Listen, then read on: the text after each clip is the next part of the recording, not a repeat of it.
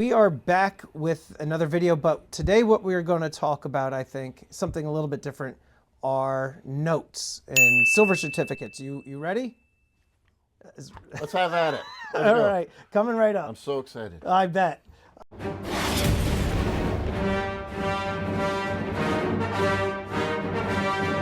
I walked in today, and we are here in Rutland, Vermont at Puro's Coins and Jewelry, and Tim has a huge stack of currency, and he's taken out some samples here, and I had to ask him, first of all, what is it that you are doing with all of these? You just buying and selling it? Like, what? Why you have like?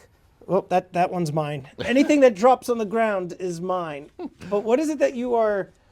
Like, I don't want to give away as to how much you have, but why do you have stacks and stacks of this stuff? Well, I mean, we probably had this discussion before. I will, if I can buy your sweatshirt for $10 and sell it for $12, You'll do it? Probably will. You know, currency. I'm basically a rare coin guy. That's my passion, and I do like currency too. But I'm also I live in a small market, and so I'm a bit of a wheeler dealer. I have to hustle, and so I'll deal in stuff that you know. But some people wouldn't, you know. Did like a big collection just come in, like, No. or have you just been accumulating this for? Yeah. Like why do you have so much of it? It's kind of like wheat cents, you know. Oh, okay. I will buy wheat cents for 2 cents a piece all day long, because once I get 5,000 of them, I can get 3.5 cents a piece for them. So who are you selling these to? On your website? Well, on eBay? Like, what do you? I prepared this batch back here for a guy that works that does flea markets. Okay. So he hasn't come in to pick them up yet, and if he doesn't soon, then I might throw them up on eBay. Yeah. Yeah. How much does, like, I know condition always factors into everything. Yeah. So just like on average, you know, what would like this red $5 red seal go for? I would think on eBay it would be $8 or $9. Okay. Something like that. Do red seals go for more than the blue silver certificates, or? Not necessarily. They're pretty similarly priced. Okay. Yeah. Now, for those of you that are watching, right, the silver certificates, and correct me if I'm wrong, Tim, but essentially what you would be able to do is take these notes to the bank and trade in this $5 note for $5 worth of silver, $1 for the $1. Right. Yeah. And I've really only seen ones and fives and maybe twos. Yeah. I don't know. Do they have silver certificates of hundreds, 50s? I don't know. Have you seen them ever? I don't know if they exist or not. Yeah. They do for 10s, 20s. Pretty confident with 50s and 100s. Okay. Let me see what I got down here. So this.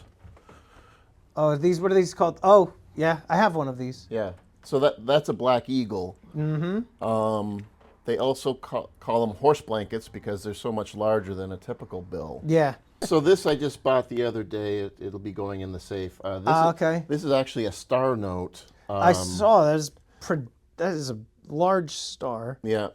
And star notes, do you know what a star note is? Isn't that like an error in the run? And so they essentially will reprint that serial number, but signify that it was a reprint with a star? Yep. Look at that. Correct. Dropping some knowledge. Can I see what these are? Yeah. I'm not gonna run off with them. You can catch me. So you've got some old stuff. Well, here, this is your $1. I'm gonna put this here. I'm gonna try not to. Yeah. I'm gonna show you why I like this one. Okay. So you've got, a whole bunch of stuff. I'm assuming there's probably. Now, how do you know which stuff is real and which stuff is not? Because I know this stuff can be. Yeah. So that one right there is not real. That's what brought me to. It looks like something that you would get at a souvenir shop at yeah, but Monticello or something. Yep. So this one says note. that one says copy on it. Oh. It says it right there. Oh, I see it. Yep. And sometimes they'll say on the back too, and that says copy too. But I didn't even notice that, but I have something like this from my childhood, and I was like, oh. And now Confederate notes. I know these two have been, copied. Yeah. Because there's good money in them. I almost want to say I have all denominations of the Confederate currency. Yep. But so one way I authenticate these is I take my loop to it and I see if it was actually signed. Okay. And if it was signed, solid lines versus dots from it being printed. Gotcha. That's one way. Now, I weren't can you tell. telling me you also did a taste test? You'd give them a little lick just to see. I'll dip it in some water and just a little taste. So what's up with this one? Talk to me here. What's special about that? So this on the front you don't see anything exciting, but on the back, it's got a bunch of signatures on it. Now who are these? Claiborne Kessig. Who is this? So those are most likely World War II.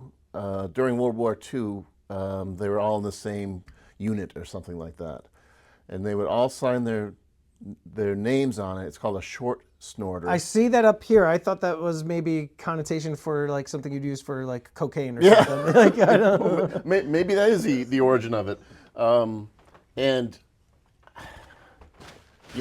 We'd have to Google it, but I think it's something like so. One of the guys in the unit would would have the short snorter, and if someone approached him and he didn't have it with him, he had to buy them a drink. Oh, okay. It's like a challenge coin. I could be completely wrong with that, but right. That's right. my story, and I'm sticking to it. So. Hey, I like it. It's like challenge coins. Anybody that knows what challenge coins are, it's a similar type of thing where you would have like a coin in your pocket, and you person puts it out. If everybody puts the challenge coin out, then the person that challenged everybody is the one that would have to buy a round for everyone.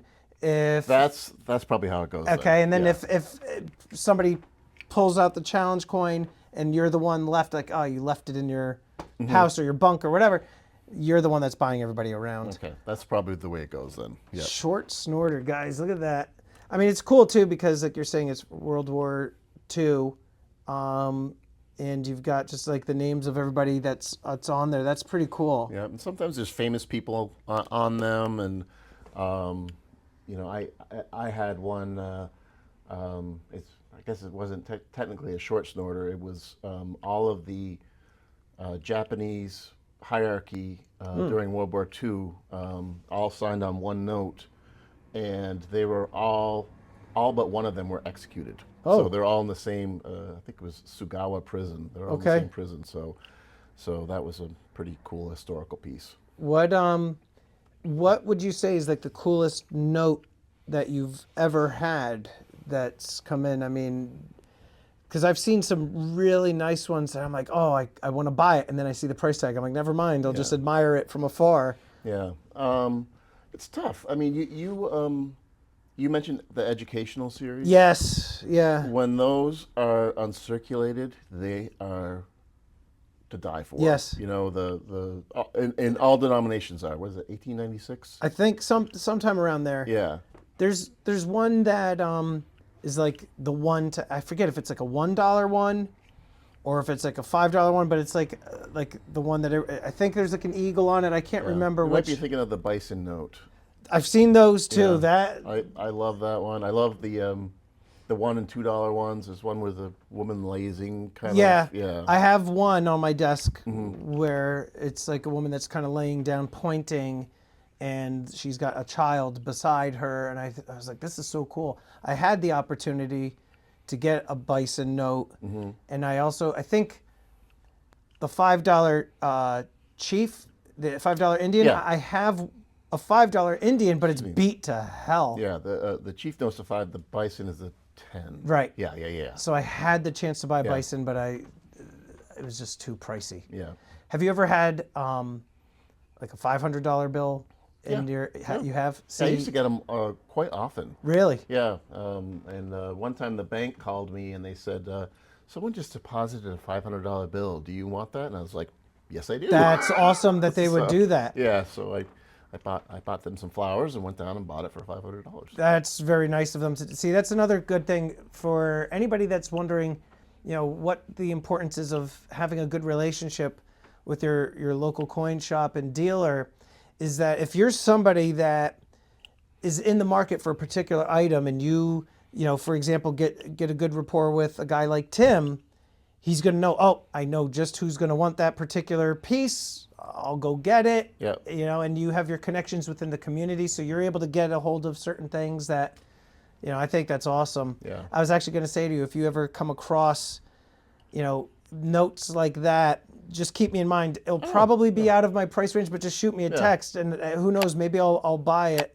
I'll show you a picture once we're done recording. I'll show you a picture of a few of the things that I have. But so like this, for example, this $20 note, right, which has Grover Cleveland, and this looks crisp. Yeah. How much is something like this? 21? 22? I'll give you 22. I'm reluctant to say the price on it because I don't know. Okay. It could be $2,000 to $4,000. Holy crap. Just because of the signatures, the signature match, and all that stuff. And the fact that it's a star note, and the fact that it's a. Now, is this considered a silver certificate, being that it's got the blue? No, I think it's just like a regular. It's top Federal Reserve note. Is that what it says, or U.S. note? What does it say on there? Usually right here, Federal Reserve note. Gotcha. Yeah. So. Because everybody is familiar with Andrew Jackson on the 20. So when you see other presidents on U.S. currency, I think I have I want to say it's a gold seal, and it's got I forget, is Washington maybe is on it. I forget who, but it's it's cool to see the different stuff. It's like art too. Yeah. You know what I mean? You got the Statue of Liberty here, you got steamboats, you got the steam trains, the automobile. This is just really, really nice.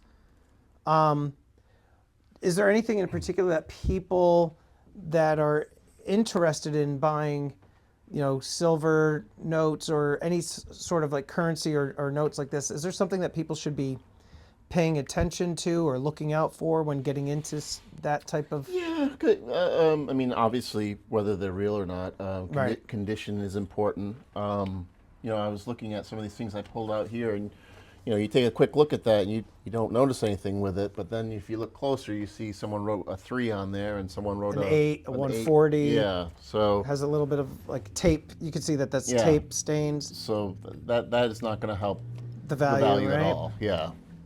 Do you, what was I going to ask you too?